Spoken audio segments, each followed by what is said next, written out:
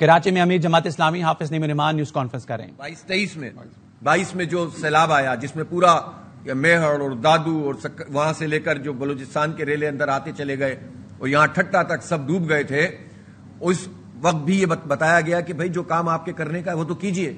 Fund کھا جاتے ہیں اور کام نہیں کرتے، جس کے نتیجے میں سندھ کے عوام ڈوب جاتے ہیں.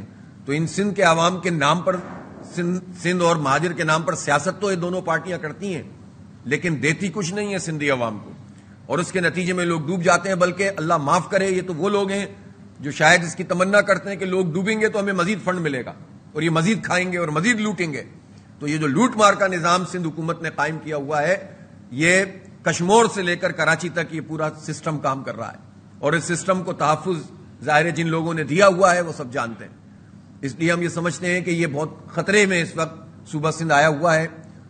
بدامنی اپنی جگہ موجود ہے، داڑیالوں کا اور ڈاکوؤں کا راج ہے، اور مسلمان کیا اور ہندو کیا، یہ بہت اپنے آپ کو انلائٹنڈ بنانے کی کوشش کرتے ہیں اور دکھانے کی کوشش کرتے ہیں. لیکن ہندو برادری کے جو کاروباری لوگ ہیں ان کے بچوں کو اغوا کیا جاتا ہے، کاروباری حضرات کو اغوا کیا جاتا ہے، اور کروڑوں اربوں روپے یہ ڈاکو حاصل کرتے ہیں. اور سب جانتے ہیں کہ بڑے بڑے جو وڈیرے جن کا تعلق پیپلز پارٹی سے ہے، ان کی ملی بھگت کے بغیر یہ کچے کے ڈاکو کوئی کام نہیں کر سکتے.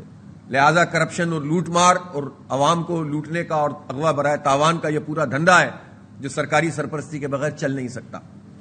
اب یہ جو شہر کراچی ہے، پچھلے دنوں جو بارش ہوئی، اگر سب ملا کر بارش 235 ملی میٹر تھی تو یہ 3-4 حصوں میں ہوئی تھی. ایک وقت میں زیادہ ہو گئی تھی، لیکن پھر بھی 2 دنوں میں 2 مختلف پورشن میں بارش ہوئی.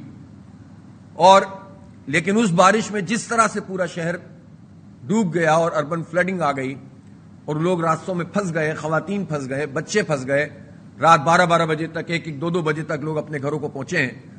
تو یہ صرف اور صرف نااہلی ہے، نالائقی ہے، کرپشن ہے اور لوٹ مار ہے.